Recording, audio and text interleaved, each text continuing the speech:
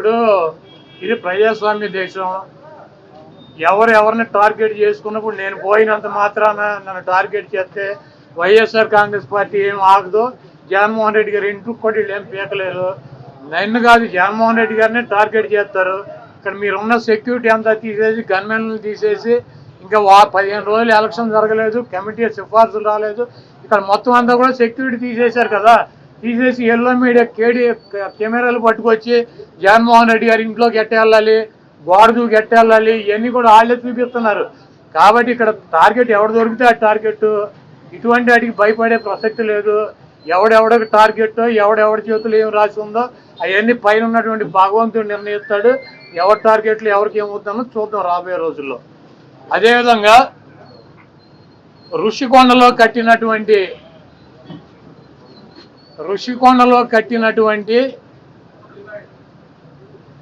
పర్యాటక కేంద్రంలో కట్టినటువంటి భవనాలనే ఈ సిగ్గు ఎగ్గు లేనటువంటి తెలుగుదేశం పార్టీ, ఈ సిగ్గు ఎగ్గు లేనటువంటి ఎల్లో మీడియా అది జగన్మోహన్ రెడ్డి గారి నివాసం అని చెప్పి చూపిస్తున్నారు 3 రోజుల నుంచి. వెళ్ళి జగన్మోహన్ రెడ్డి గారు అక్కడ నివాసం ఉన్నాడా? జగన్మోహన్ రెడ్డి గారు 2014 నుంచి 19 దాకా ప్రతిపక్ష నాయకుడిగా ఉన్నాడు. ఆయన కార్యాలయం లోటస్ పాండ్, ఇల్లు లోటస్ పాండ్. ఆయన లోటస్ పాండ్ హైదరాబాద్ నుంచే ప్రతిపక్ష నాయకుడికి ఉన్న 5 సంవత్సరాలు నడిపాడు. ముఖ్యమంత్రి అయిన తర్వాత 5 సంవత్సరాలు ఈ తాడేపల్లిలో ఉన్నటువంటి ఇల్లు క్యాంప్ ఆఫీస్ ఇక్కడి నుంచే నడిపాడు. ఆయన కార్యాలయాన్ని కానీ ఇంటిని కానీ. జగన్మోహన్ రెడ్డి గారి రక్తంలో లేదు. ప్రభుత్వం కట్టించినటువంటి ఇళ్లలో ఉండటం కానీ, ప్రభుత్వం కట్టించినటువంటి గెస్ట్ హౌస్లో ఉండేటువంటి కర్మ జగన్మోహన్ రెడ్డి గారికి పట్టల. జగన్మోహన్ రెడ్డి గారు వైజాగ్లో సొంత ఇల్లు కట్టుకున్నాక అక్కడ షిఫ్ట్ అవుతాడు. అంతేగాని టూరిజం ప్లేస్లో కట్టినటువంటి ఆ హౌస్లో జగన్మోహన్ రెడ్డి గారు వెళ్తాడని చెప్పి ఎవరు చెప్పాడు వీళ్ళకి, వెధవులకి? అది జగన్మోహన్ రెడ్డి గారి కోసం కట్టించుకున్నటువంటి ఇల్లు అని చెప్పి రకరకాలైనటువంటి కథనాలు రాస్తున్నారు. అది ఒక అంతర్జాతీయ రాజధానిగా తీర్చిదిద్దాలన్నదే వైఎస్ఆర్ కాంగ్రెస్ పార్టీ లక్ష్యం. దాన్ని రాజధాని చేయాలన్నది ఆ రోజు నిర్ణయించుకున్నాం. కాబట్టి అక్కడ ఇంటర్నేషనల్ సెమినార్లు జరుగుతున్నాయి. అనేక మంది ఇంటర్నేషనల్ సంబంధించినటువంటి దేశ విదేశాల నుంచి అనేక మంది పారిశ్రామికవేత్తలు వస్తున్నారు. కనీసం వాళ్ళకి సౌకర్యం ఉండటానికి అవకాశం లేనటువంటి పరిస్థితి ఉంది. కాబట్టి ఉత్తరాంధ్రలో ఉద్దానంలో దాదాపు 700 కోట్ల రూపాయలు పెట్టి హాస్పిటల్ కట్టించారు కిడ్నీ పేషెంట్ల కోసం అని చెప్పి. అదేవిధంగా విజయనగరం కావచ్చు, లేదా పార్వతీపురం కావచ్చు, ఉత్తరాంధ్రలోనే 650 కోట్ల రూపాయలు పెట్టి ఒక్కొక్క మెడికల్ కాలేజీ కట్టించారు. అదేవిధంగా టూరిజం ప్లేస్లో అంతర్జాతీయ సంస్థలు కానీ వ్యక్తులు కానీ వచ్చినప్పుడు అక్కడ ఒక విధిది ఉండాలని చెప్పి ఒక మంచి భవనాన్ని నిర్మిస్తే 7 బిల్డింగులు అయ్యి, ఒక బిల్డింగ్ కాదు 7 బిల్డింగుల్లో జగన్మోహన్ రెడ్డి గారు ఉండరు. 7 బిల్డింగులు కట్టారు. ఆ 7 బిల్డింగుల్లో 7 బ్లాకుల్ని చూపించారు. జగన్మోహన్ రెడ్డి గారు 450 కోట్ల రూపాయలు పెట్టి ఇల్లు కట్టుకున్నారని చెప్పి ఈ దుర్మార్గమైనటువంటి ప్రచారం చేస్తున్నారు.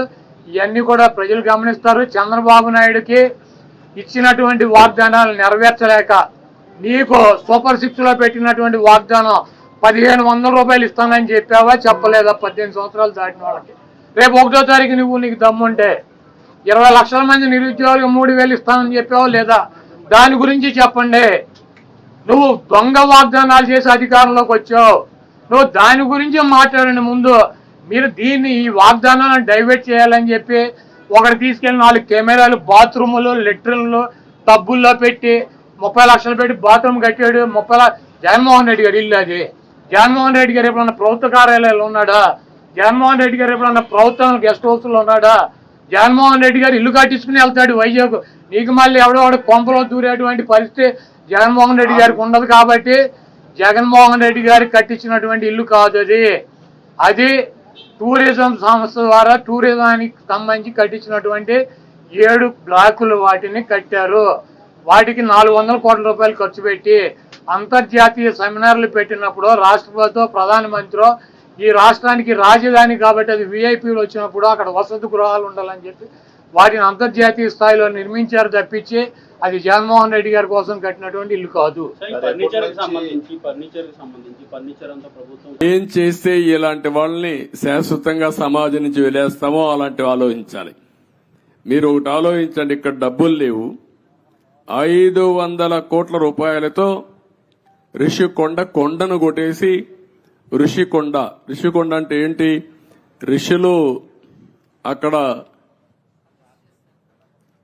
తపస్సులు చేసిన ప్రాంతం అది. అలాంటి కొండని ఎప్పటి నుంచి కూడా మనం చూసి ఇప్పుడైతే ఆధునికమైన పనిముట్లు ఇవన్నీ వచ్చాయి, కానీ ఒకప్పుడు విశాఖపట్నానికి వచ్చామంటే ఈ ఓడలు గాని ఇవన్నీ ఋషికొండను చూసి గుర్తుపట్టి విశాఖపట్నం వచ్చామనే పరిస్థితి ఉండేది. అలాంటి పవిత్రమైన కొండని ఎన్విరాన్మెంట్లకి విఘాతం కలిగించే విధంగా కొట్టేశారంటే మనం గుర్తుపెట్టుకోవాలి. దాని కూడా అన్ని తప్పుడు ఇచ్చారు. అవన్నీ మళ్ళీ నేను మాట్లాడతాం. Sir, what about Prajavedika? You have visited Prajavedika and saw the debris there. Are you going to remove the debris and reconstruct the Prajavedika same place, or are you going to make it as a museum?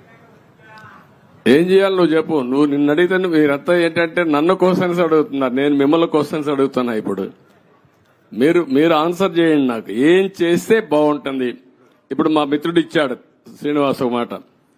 Amaravati ఉద్యమం 1631 రోజులు. 1 + 6 + 3 + 1 11 అన్ని uncle కలిపితే జగన్కు వచ్చిన సీట్లు 11. అంటే 2 సరిపోయినాయి. ఇదే దేవుడు రాసిన స్క్రిప్టు, ఇది దేవుడి స్క్రిప్టు. అక్కడికి చాలలేదు.